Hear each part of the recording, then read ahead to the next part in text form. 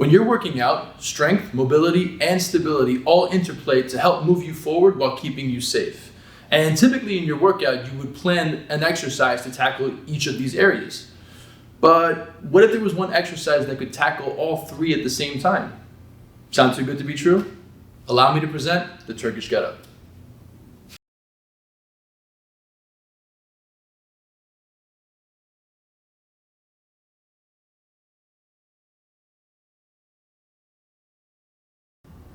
So the most common question I get asked about the Turkish Get Up is how it got its name. How is it Turkish?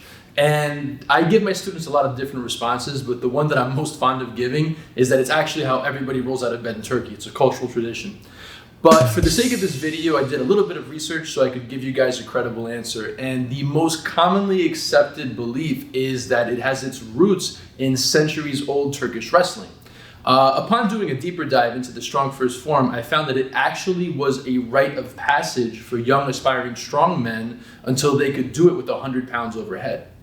Regardless of whichever origin story we choose to roll with, it's a highly functional exercise that builds a lot of everything. So today we're going to break down and learn every single step of this move so you can do it safely on your own and get on your way to Turkish Get Up mastery. Step one, as always, is your setup. If I've said it once, I've said it 1,000 times, and I'm probably a broken record by now. But the most important part of any rep of anything you do is how you set up for it. And the same is true for your Turkish Get Up. In order to set up, we're going to lay flat on our back on the ground. Our arms are going to be by our side, and our legs are flat on the ground. Now, for the next part of your setup, what you're going to do is bend one of your legs and bring the heel closer to your butt and plant it into the ground. On the same side, you're going to reach your arm out in front of your chest.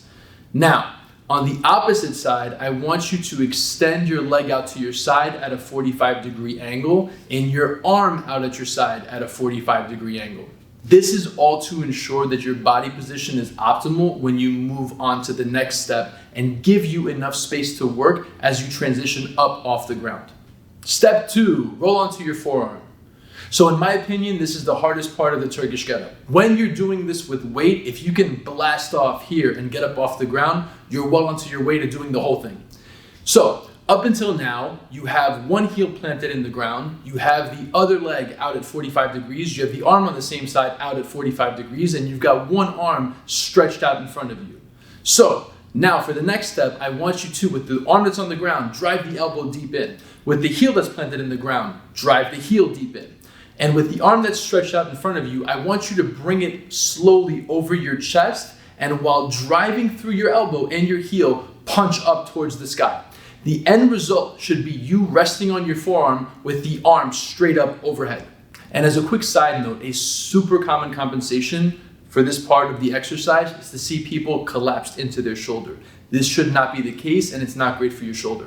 With your arm overhead, I want you to think about punching up as high up as you can and puffing your chest out as you can do it. This should help to straighten things out and create a straight line from one shoulder to the next. Step three, squash the bug. This is a small one, but an important one. It's a very minor step, but it will set you up for success on the next part of the Turkish Get Up and as you transition upwards and upright. Up until now, you are on your forearm and your hand is on the ground. Now, what I want you to do is create tension with that hand by corkscrewing your fingers into the ground. Think about drilling the tips of your finger through the ground. And as you do that, I want you to imagine squashing a bug. Splat, right? I want you to try to corkscrew and rotate with all that tension into the ground. And the end result should be you straightening your elbow out to a lock while your shoulder is still in its socket. Like the previous step, a very common compensation is dumping the shoulder forward, and another one is slacken the elbow. At no point should either of these happen. You should have a hard lock here and that shoulder firmly in its socket as you are now totally upright and off your forearm. Step four, sweep on through. So this one's a little technical, so I'm going to give the broad overview of how you do this in the beginning and give you more fine technical details on the tail end of this step.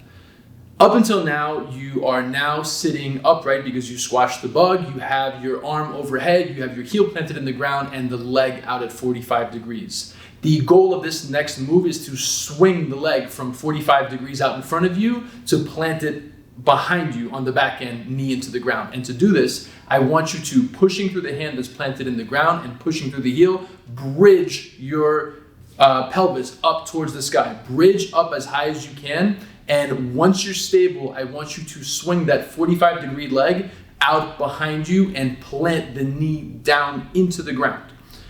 The finer details here are that once you plant the knee down into the ground, the proportions of where everything should be a straight line from the planted heel on the ground to the knee that you just swept on through, and a straight line from the hand that's out at the side to the knee that you just planted in the ground. And if you did this correctly, you should be at a series of now 90-degree angles with everything. We moved from 45 degrees to 90 degrees. And if you're stable here and everything looks right, we're ready for the next step. There is another option to get through to that swept through position, and that is to tuck the 45-degree leg that's out in front of you close to the heel that's planted in the ground, and then to push through that heel and through that hand to swing on through to 90 degrees. You are eliminating the bridge, the bridging up, and you are just tucking the leg close to your body and pushing just enough so that you can bring the leg behind you. This is the alternative method if you do not want to bridge up to the sky. Step 5, hinge to upright. So the bad news is there still are 3 steps left before you reach the halfway point of your Turkish Get Up. The good news is they are very short ones, and this is one of them. So in order to do this next step, you are now in this series of 90-degree positions. And what you're going to do is hinge by moving your butt closer to your heels and then explode into an upright position, removing your hand off the ground.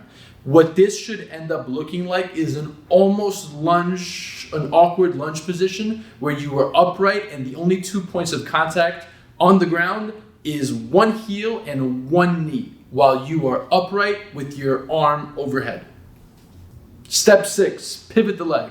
Now, in this awkward, almost lunge position with your arm up overhead and only 2 points of contact on the ground, heel and your knee, I want you to pick your heel up off the ground and rotate it so that you are now in a lunging position. So from that kind of side out lunge position, you pick it up, you rotate it, and you plant it back down so that you are now in a lunge position with one arm overhead.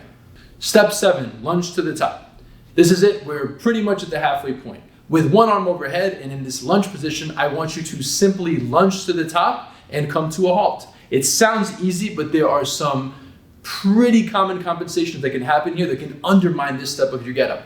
The first is your back foot. So you have one leg out in front of you in this lunge position and another leg where the knee's planted down and the leg is behind you. I can't tell you how many people I see with the top of their foot placed down on the ground. You want the bottom of your toes pressed into the ground. This will give you more strength and more stability to lunge to the top.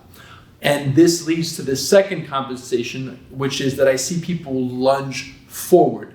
They angle their bodies forward. They shift when they have weight in their hands, the weight forward, and when it's heavy enough, this causes a failure of the entire exercise. When I say you want to lunge up, you want to lunge straight up, not forward and up. So when you position yourself to come up, just think about ascending as if you were in an elevator, not an escalator. Step 8, intermission. Okay, you're halfway through your Turkish Get Up. Now you're just hanging out here, legs next to each other with your arms overhead. So if you need to pause and take a break on everything we've worked on up until now, go ahead and do that, because to get back down, we are going to reverse everything that we just did. Step 9, tap the leg. This is an important one. I can't tell you how many times I've seen people do Turkish Get Ups with heavy weight overhead, go down with the wrong leg, only to realize they can't go any further and have to come up, back out of it, or worse, up and then back down on the right one. In order to avoid that, you have one arm extended straight out overhead, which means you have a free hand. With that free hand, I want you to tap your leg, because that is the leg you're going to extend out back behind you before you lunge back down to the ground. This leads to step 10. Take a big step back. Now that you've tapped the leg and you know which leg is going back, you're going to take a big step back. you are doing nothing but that. You are simply taking a big step backwards, and with one arm overhead, you're very stable at the top of this lunging position. Step 11, soft knee to the ground. Now, in that upright lunging position, you're going to slowly bend your knees and descend down to the ground. What we're aiming for here is an ultra soft landing of the knee on the ground. You do not want to collapse or crash the knee into the ground. Not only will it not feel good, but it's not good for your knee and the entire stability of the exercise. We don't want to crash, we want a nice, smooth landing. And this leads to step 12, which is opening the hip back up. Now that we are at the bottom of our lunge position, if you remember on our ascent, when we picked our foot up off the ground and pivoted to the lunge position, we are going to undo this. Pick our foot up and open the hip back up, planting the heel down on the ground.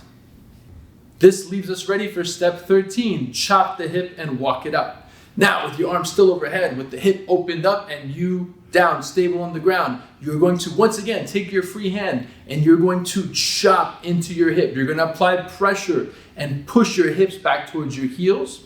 And you're then going to walk your fingers down your leg into the ground and straight out in front of you. Not too far out in front of you, but a little bit out in front of you, and plant your hand down firmly into the ground. And now we're on to step 14, sweep on out. With that hand out in front of your knee on the ground, I want you to shift as much of your weight onto that hand as possible, and then sweep the leg back out in front of you to a 45-degree angle. With that leg that's behind you, you are going to, pushing through and pushing on the leg, swing that leg back out and sit down softly on the ground. Just like when you were lunging down, we're looking for a soft landing here, not a crash landing. Crash landings can lead to instability, which when working with weight, you can see how that would be problematic.